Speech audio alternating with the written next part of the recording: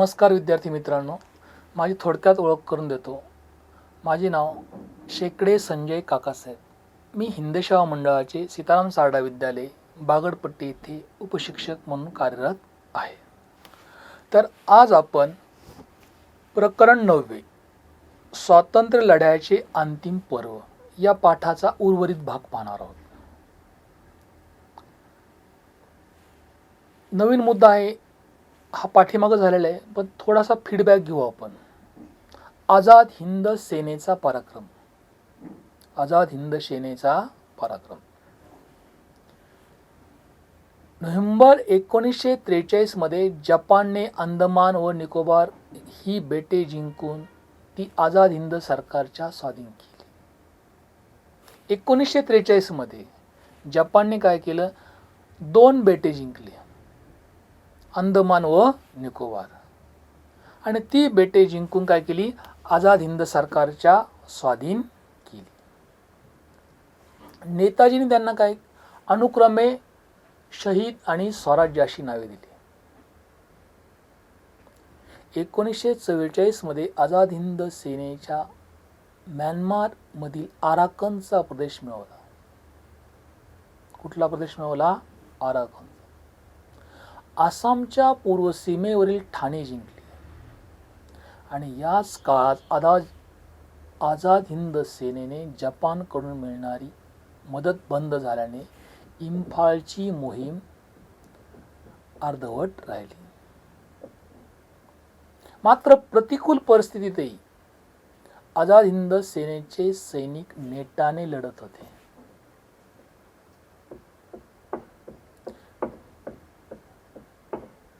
परंतु याच काळात जपानने शरणागती पत्करली. 18 ऑगस्ट 1945 रोजी विमान अपघातात सुभाषचंद्र बोस यांचे निधन झाले. 18 ऑगस्ट 1945 रोजी विमान अपघातात नेताजी सुभाषचंद्र बोस यांचे निधन झाले. आणि या पार्श्वभूमीवर आझाद हिंद सेनेला शस्त्र खाली ठेवावे लागले. अशा रीतीने आझाद हिंद सेनेच्या लढ्याचे रोमहर्षक पर्व संपले. पुढे आझाद हिंद सेनेच्या अधिकाऱ्यावर ब्रिटिश सरकारने राजद्रोहाचा आरोप ठेवला. कोणता आरोप ठेवला? राजद्रोहाचा. पंडित जवाहरलाल नेहरू, भुलाभाई देसाई, तेज बहादूर सप्रू यासारख्या निशांत कायदेपंडितांनी त्यांचे बचावाचे काम केले.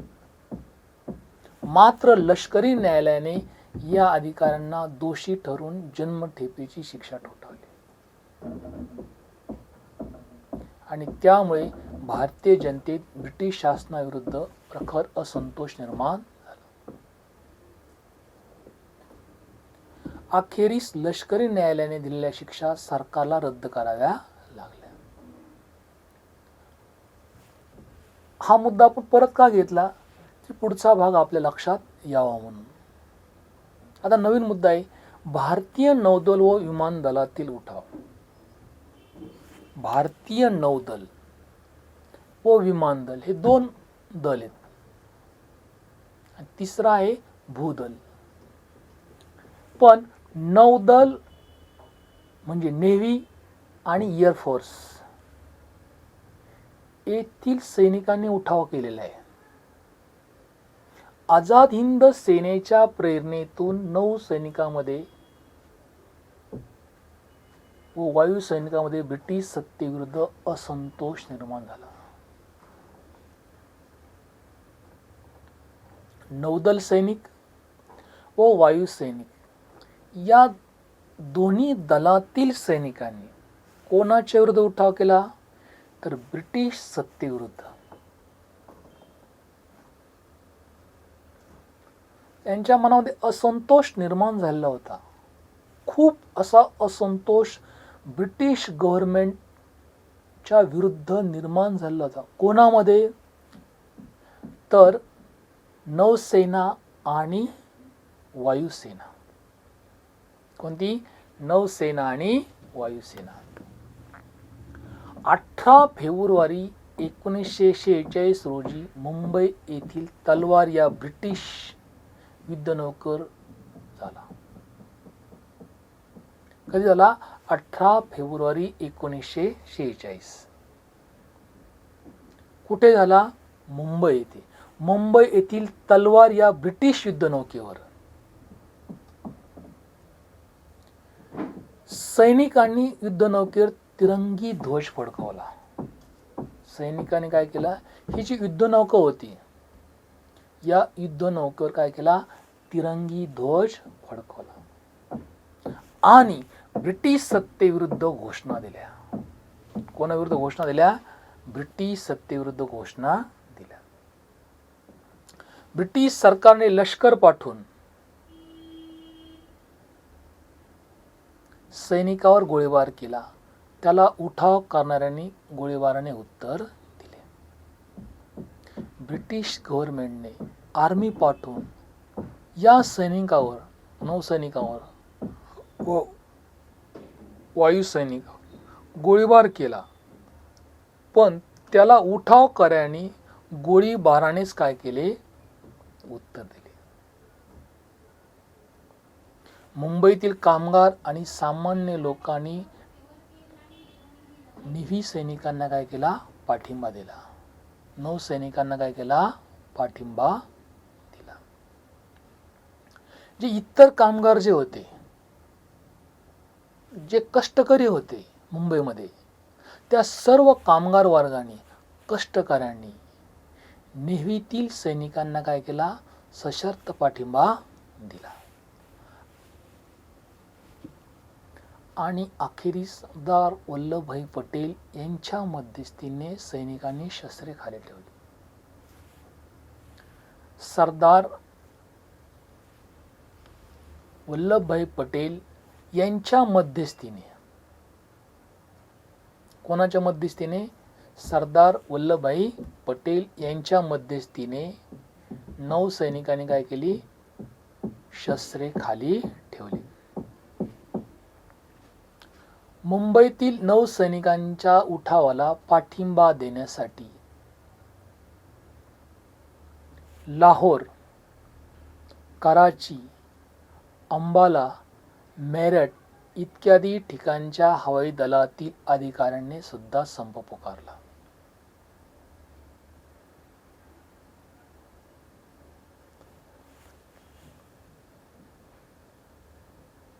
लाहोर, कराची, अंबाला आणि मेरठ किती ठिकाण आहेत? 4 ठिकाणं. लाहोर, कराची, अंबाला आणि मेरठ इत्यादी ठिकाणच्या हवाई दलातील अधिकाऱ्यांनी सुद्धा काय केला? संप पुकारला. आणि हे उठाव राज्यकर्ते विरोधी असंतोषाची भावना शिगेला पोहोचल्याचे निदर्शक होते. सरदार वल्लभभाई पटेल यांच्या मध्यस्थीने नौसैनिकांनी शस्त्रे खाली ठेवली,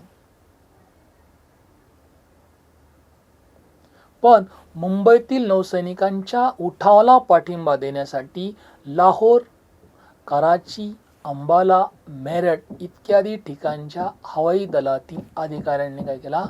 संप पुकारला. हे उठाव राज्यकर्ते विरोधी असंतोषाची भावना टोकाला पोहोचल्याची, शिगेला पोहोचल्याचे निदर्शक होते. आणि अशा प्रकारे 1942 ते 1946च्या काळात भारतातील ब्रिटिश सत्तेचा पाया खिळखिळा झाला. कधी झाला? 1942 ते 1946 या कालखंडामध्ये भारतातील ब्रिटिश सत्तेचा जो पाया होता, जो बेस होता, तो पूर्ण खिळखिळा झालेला होता. छोडो भारत आंदोलनातून भारतीय जनतेचा प्रखर ब्रिटिशाविरुद्ध व्यक्त झाला. भारत आंदोलनातून, छोडो भारत आंदोलनातून कोणतं आंदोलन? छोडो भारत आंदोलनातून. भारतीय जनतेचा प्रखर विरोध ब्रिटिशांविरुद्ध व्यक्त झालेला होता. लष्कर, नौदल व विमानदल ब्रिटिश सत्तेचे आधारस्तंभ होते. कोणते? लष्कर, आर्मी, नेव्ही आणि एअरफोर्स हे ब्रिटिश पॉवरचे, ब्रिटिश सत्तेचे मेन आधारस्तंभ होते. ब्रिटिश सत्तेचे आधारस्तंभ कोणते होते? तर लष्कर नंबर 1, नंबर 2 नौदल आणि विमानदल. हे ब्रिटिश सत्तेचे मेन मुख्य हे आधारस्तंभ होते आणि तेही आता ब्रिटिश विरोधी बनू लागले. ते सुद्धा काय गेले? ब्रिटिशांच्या विरोधात गेले होते. कोण गेलं होतं? 3 दल, नौदल, वायुदल आणि भूदल.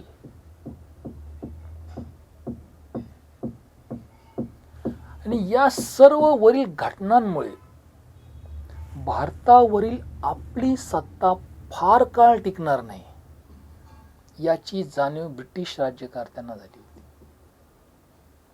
ब्रिटिश गव्हर्नमेंट आतून घाबरलेलं होतं, चिंताग्रस्त होतं.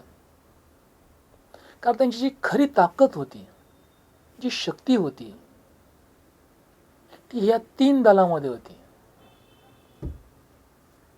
लष्कर, विमान दल आणि वायुदल, नेव्ही हे ब्रिटिश सत्तेचे काय होते? आधारस्तंभ होते. 3 आधारस्तंभ, लष्कर, नौदल व विमानदल. आणि हे तिन्ही दल ब्रिटिश गव्हर्नमेंटच्या विरोधात गेलेले होते. त्यामुळे ब्रिटिश सरकारची शक्ती येथेच संपलेली होती. हे सर्व ब्रिटिश राज्यकर्त्यांना समजले होते की भारतावरील आपली सत्ता, आपली पॉवर खूप काळ टिकवता येणार नाही याची पूर्ण जाणीव ब्रिटिश राज्यकर्त्यांना झालेली होती.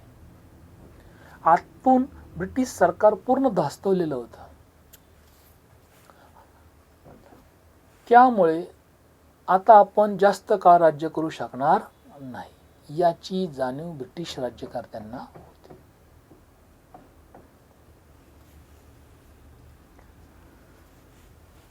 आता आपण नवीन प्रकरणाला सुरुवात करणार आहोत. प्रकरण 10, सशस्त्र क्रांतिकारी चळवळ. प्रकरण 10, सशस्त्र क्रांतिकारी चळवळ. ब्रिटिश साम्राज्याविरुद्ध भारतात विविध मार्गाने आंदोलने झाली. मागील पाठात आपण पाहिलं की खूप आंदोलने झाली, विविध मार्गांनी आंदोलने झाली. कोणाच्या विरुद्ध आंदोलन झाली? तर ब्रिटिश साम्राज्याविरुद्ध. कोणाच्या विरुद्ध? ब्रिटिश साम्राज्याविरुद्ध. आणि त्यातील एक मार्ग जो होता तो सशस्त्र क्रांतीचा होता. या आंदोलनामधील एक जो मार्ग आहे तो मार्ग हा सशस्त्र क्रांतीचा. आणि त्याची ओळख आपण आपल्या या पाठात करून घेणार आहोत. सशस्त्र क्रांती म्हणजे काय, त्याची संपूर्ण डिटेल्स, ओळख, माहिती आपण आपल्या या पाठात करून घेणार आहोत. सन 1857 पूर्वी इंग्रज सत्तेविरुद्ध झालेले उठाव आणि 1857चा स्वातंत्र्य लढा याचा अभ्यास आपण केलेला आहे.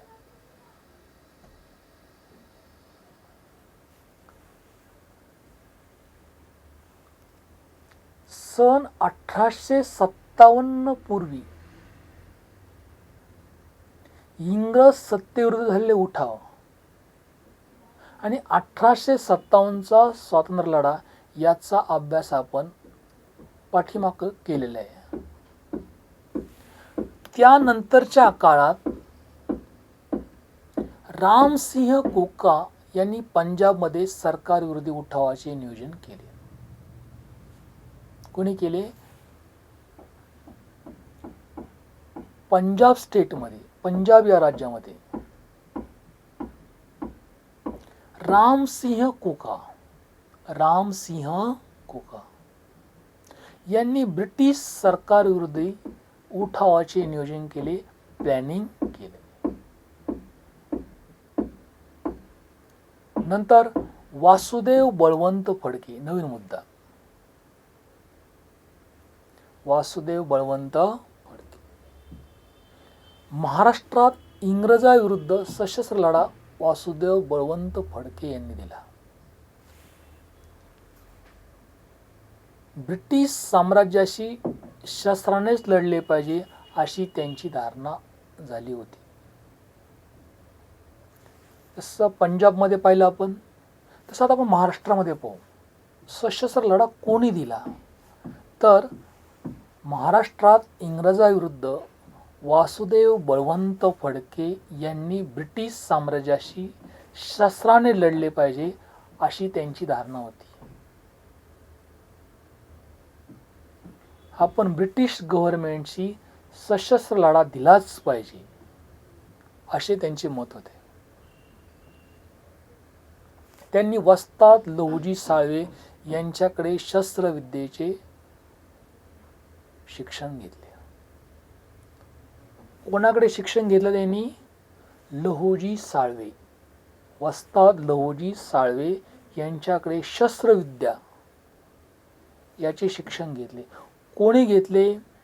वासुदेव बळवंत फडके. कोणी घेतले? वासुदेव बळवंत फडके.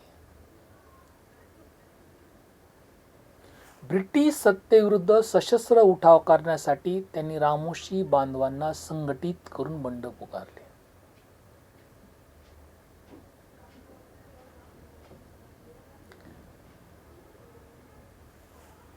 लहुजी साळवे, वस्ताद लहुजी साळवे यांच्याकडे सशस्त्र विद्येचं शिक्षण घेऊन ब्रिटिश गव्हर्नमेंट विरुद्ध, ब्रिटिश सत्तेविरुद्ध सशस्त्र उठाव करण्यासाठी त्यांनी जे सर्व रामोशी बांधव होते या बांधवांना संघटित करून, एकत्रित करून बंड पुकारले. आणि हे बंड अयशस्वी झाले. हे बंड काय झाले? अयशस्वी झाले. आणि ब्रिटिश सरकारने त्यांची रवानगी एडन कारागृहात केली. कुठे गेली? एडन कारागृहात केली. आणि तेथेच त्यांचा 1883 मध्ये मृत्यू झाला. स्वातंत्र्यासाठी त्यांनी सशस्त्र लढा उभारला. रामोशी बांधवांना एकत्रित केले, संघटित करून त्यांनी बंड पुकारले. कोणाच्या विरुद्ध? ब्रिटिश गव्हर्नमेंट विरुद्ध, ब्रिटिश सत्तेविरुद्ध. पण दुर्दैवाने हे बंड अयशस्वी झाले आणि ब्रिटिश गव्हर्नमेंटने पुढे त्यांची रवानगी एडन कारागृहात केली आणि तेथेच त्यांचा 1883 मध्ये मृत्यू झाला. कधी मृत्यू झाला? 1883 मध्ये. स्वातंत्र्यासाठी त्यांनी सशस्त्र काय केला? लढा उभारला. आता नवीन मुद्दा आहे, आपण क्रांतिकारकांची माहिती पाहत आहोत. कोणाची? क्रांतिकारकांची. चाफेकर बंधू सन 1897 साली प्लेगची साथ आलेली होती. प्लेग साथीचा बंदोबस्त करताना प्लेग कमिशनर रॅड याने जुलूम जबरदस्ती केली.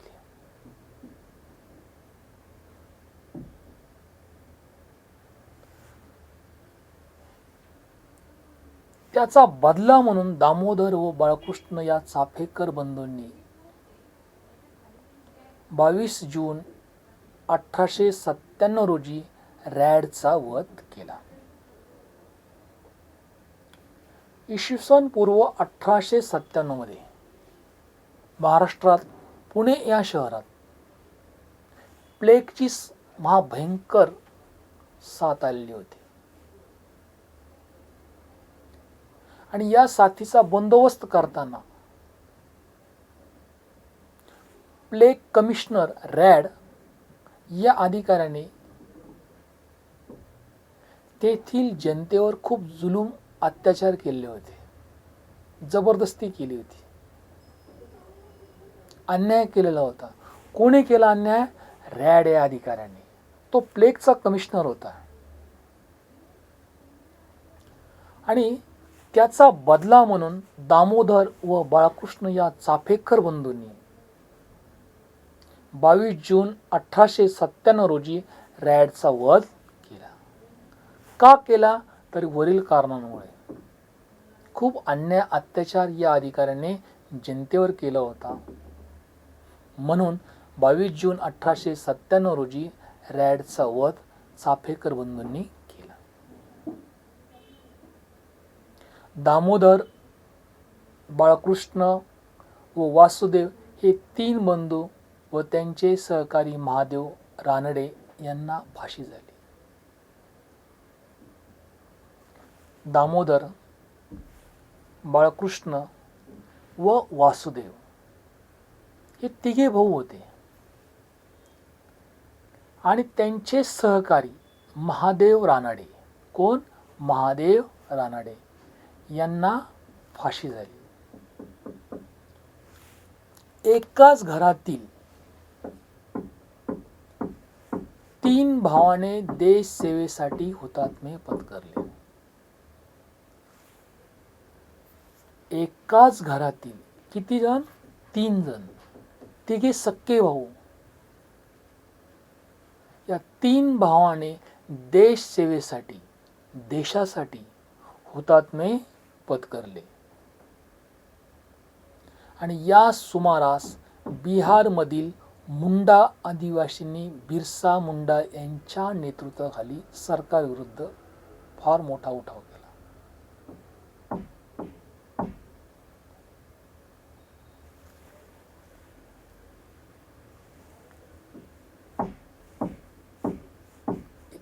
एकाच घरातील 3 भावाने देश सेवेसाठी हुतात्मे पत्करले आणि त्याच काळामध्ये, त्याच कालखंडात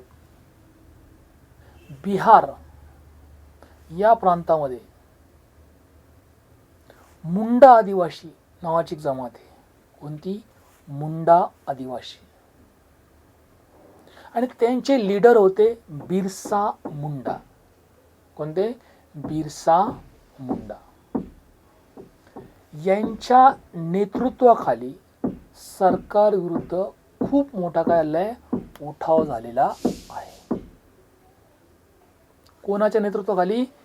बिरसा मुंडा यांच्या नेतृत्वाखाली. कोणी केला उठाव? मुंडा आदिवासींनी. कोणी केला? मुंडा आदिवासींनी. कोणाच्या विरुद्ध केला? ब्रिटिश सरकारच्या विरुद्ध. कोणाच्या? ब्रिटिश सरकारच्या विरुद्ध. आता नवीन मुद्दा आहे अभिनव भारत. अभिनव भारत.